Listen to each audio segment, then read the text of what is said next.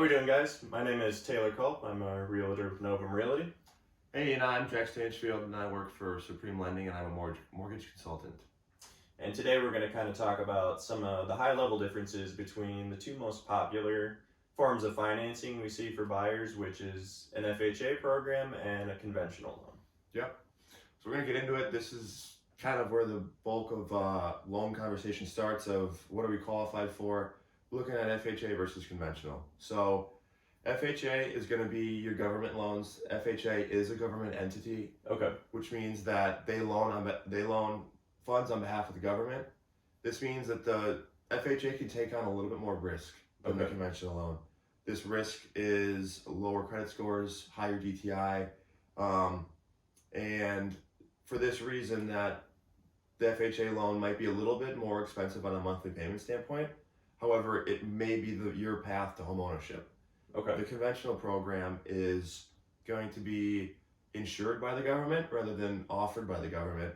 Okay. We're going to be looking at Fannie Mae and Freddie Mac as the two main agents of funding these loans.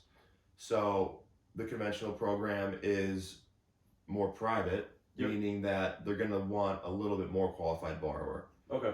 So differences between the two: government loan FHA, private loan conventional. Gotcha.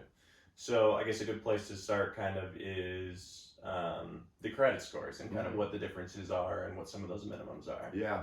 So FHA is going to allow for a little bit lower credit score. Yep. Our minimum credit score is 580 today. Okay. So looking at that, if we're coming in right at 580, there's a chance you're going to be qualified. However, people with lower credit scores are likely higher debt. So if you're coming in at 580, we're going to have to also look at your debt to income ratio.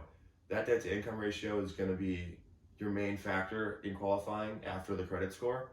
How much do you make on a monthly basis, and then how much debt do you have on a monthly basis? How much room do you have for a housing payment in there?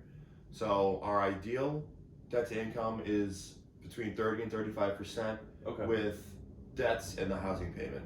With that, you still have room for discretionary funds. You're not really bleeding dry in the house. We like to keep people away from that high DTI if we can.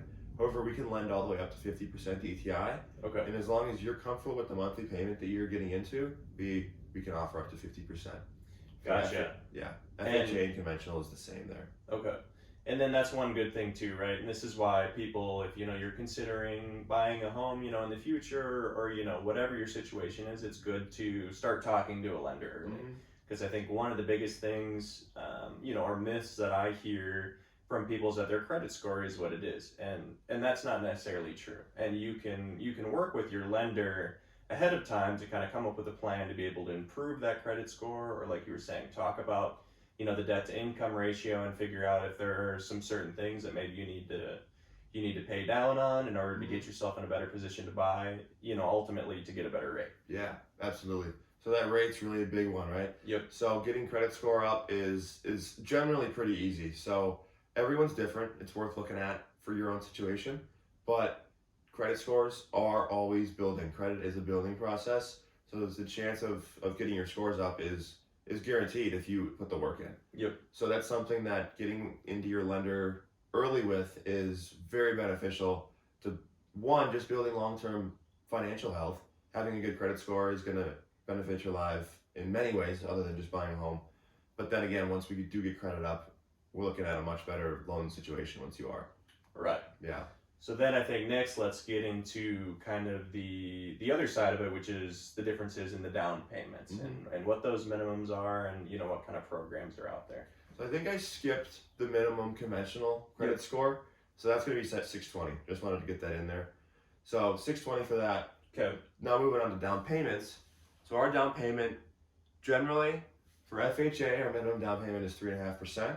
Okay. And that's going to be for 1 to 4 unit homes. So you can buy single unit, duplex, triplex, fourplex, all with just 3.5% down, which is pretty incredible. That FHA program is going to differentiate itself from conventional largely there. For those multi-unit properties, you can get in with a very low down payment. And then moving to conventional, our lowest down payment is going to be 5% down. Okay. However, there are options. There is a 3% down, kind of to rival that 3.5% down FHA. The conventional offers It's Fannie Mae Home Possible, Fannie Mae Home Ready, and Freddie Mac Home Possible. Okay. So those are our 3% down conventional programs, and those are going to have minimum credit scores of 640, and you're going to have income requirements different on county basis. Okay. But still, for a first-time home buyer or for a second-time home buyer, but still looking at buying a home at a lower down payment, that Home Possible is great. Okay. Perfect. So then obviously just some of the differences you're looking at is just, how much it's going to cost you down to buy the house up front. Yeah. I think one other kind of important thing along those lines is discussing, PMI and mortgage insurance for those two programs. Yeah, so that mortgage insurance is going to be the biggest difference between the FHA and conventional. So you're looking, FHA is going to have upfront mortgage insurance. That's something that borrowers should be aware of before they get into the FHA product. Okay. It can seem scary, but it's rolled into your loan costs. It's an upfront cost that is tacked on to your mortgage. Okay. So that's going to be 1.75% of your loan balance. That's upfront mortgage insurance, and then on a monthly basis, it's 0.85% monthly. Okay. And that is all FHA mortgage is set. There is some variance in there depending on more down payment. That ratio is a little lower. So if you get, I believe it's from 89 to 95, that 0.85% drops to 0.80. Okay. So higher down payment, less mortgage insurance. But for FHA, that mortgage insurance is going to stay on the loan for the life of the loan. Okay. It's not going to drop off automatically, and you will have to refinance out of that to get the mortgage insurance dropped. For conventional, it differs. So your conventional mortgage insurance is going to be based on your credit score and your DTI. Yep. And it's going to be very fluid. It's much like the rates, how you're qualified for a rate, you qualify for mortgage insurance rate, Okay. conventional as well. If you put a down payment of 20% down, you avoid all the need for mortgage insurance for conventional, but not FHA. Gotcha. So conventional up to 20% down. If you're coming in under, you will pay mortgage insurance until you reach 80%. At 80%, you'll have to request from your lender that mortgage insurance is dropped. Yep. However, it will automatically be dropped at 78% every time. Gotcha. So then too, just reiterating a big difference between the two is with FHA, in order to get that mortgage insurance off, you're going to have to refinance the loan. Yeah. And when you refinance the loan, you're going to end up paying closing costs again. So this is just, one thing to be aware of, the difference between the two versus the conventional. Once you hit that 20% mark, you contact your lender and then you get them to drop that. Yep, that's exactly right. Yeah. So when people think about the differences between the mortgage insurance on an FHA versus conventional, so that FHA mortgage insurance is going to come in more expensive. Yep. I'd say generally, let's say it's $200 on an FHA loan. The conventional loan is going to be around $70. Okay. So it's can pretty much $100 more a month. Let's not say exact numbers, but it's going to be more. So that refinance out of the FHA mortgage is going to save you lots of money. Right. Those closing costs can be looked at through break even. That monthly payment might get cheaper rate wise going to conventional, lower that rate once you get that equity in the home. It's worth looking at with your lender to get a break even on how much you actually can save on a refinance. Right. And again, I'm going to say this multiple times throughout the conversation, but this is why it truly is so important to sit down with a lender and talk to them, because they're, this kind of process is one, it's different for every person. There's a lot of different options, as well as, there's a lot of information, and there's, certain ways to do things, that are going to work out best for the buyer. And just getting in contact with a good lender and talking to them early is, your best bet at, making the most cost efficient purchase. Yeah. So, we're here to help. Yep. I spend most of my day, if I could spend most of my day talking to people that are interested in buying a home, that makes it a phenomenal day. I love helping people out. I love making sure that they're feeling comfortable and feeling ready for this process.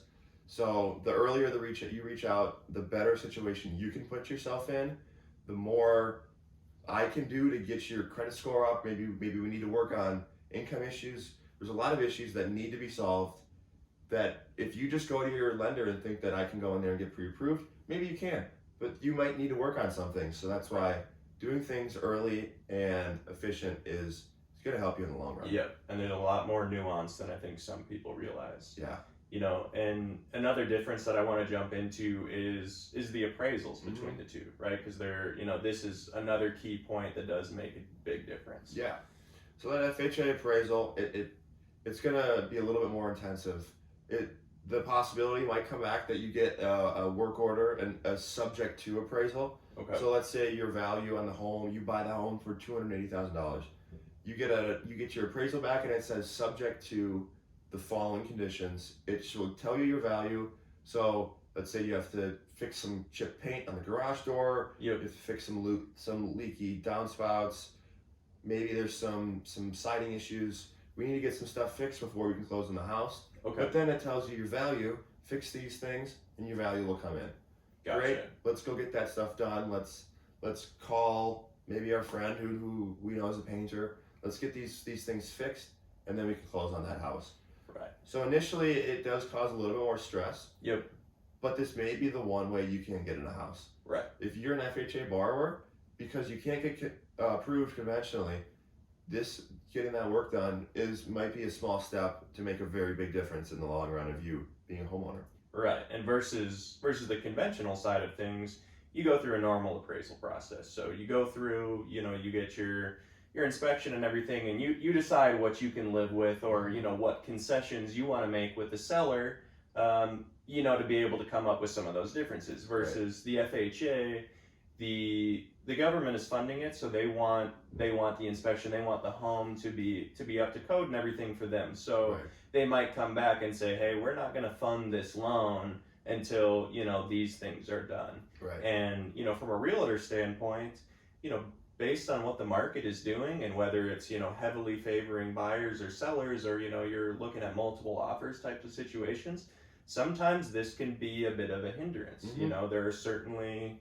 some sellers who would rather work conventional because it doesn't require some of these things. And so this is just one challenge, that can potentially be there. Granted, if you're in a perfectly stable market, and then it doesn't make quite as much of a difference. But this is, again, where working with your realtor and your lender is good, because we can certainly see some homes and have a decent idea of whether this is going to be a good home, or a good candidate for an FHA program versus potentially a conventional one. Right. Yeah, that's a great point. So that it does seem like that FHA part could be a sticking point when you're approaching a selling agent. Yep. And I think that's important to voice with them when you're at the house. Talk with them. Say, well, how are other buyers looking? I know we're going to be FHA. But with that being said, from my point of view, from the lender's point of view, I don't discriminate at all between the conventional and FHA loans. Yep. If you're qualified and pre-qualified through us, through underwriting, we've seen pay stubs, we've seen W-2s, we know your income's solid, we know your assets are solid. Yep. From my point of view, you're fully pre-approved FHA, and I can call the listing agent, explain that to them. I have zero qualms. I don't think there's any reason we won't be able to close on time. These people are very qualified, very excited to get into the house. Right. So from my point of view, I mean, if we can get by with the appraisal, the FHA and conventional they're both great loans, and we're both going to be able to close on those and get someone into a house. Right. Exactly. And so, I'm going to say it for the last time, but this is why it's just so important to get into the lender earlier, and get in with your realtor earlier when looking for a home, because there are certainly, no two buyers are the same. There's different programs, there's different routes you can take for everything. And obviously this is just the beginning of the conversation. This is really a high level overview of the two. And if you have any questions, or if there's anything that we missed, feel free to reach out. We're here to help, and I certainly hope that this gives you a good start and starts getting the wheels turning, and gives you some good questions to ask. So perfect, Jack. Yeah. I appreciate the time. Taylor, thank you very much. Yep. Looking forward to talking to you guys soon. Thanks, guys.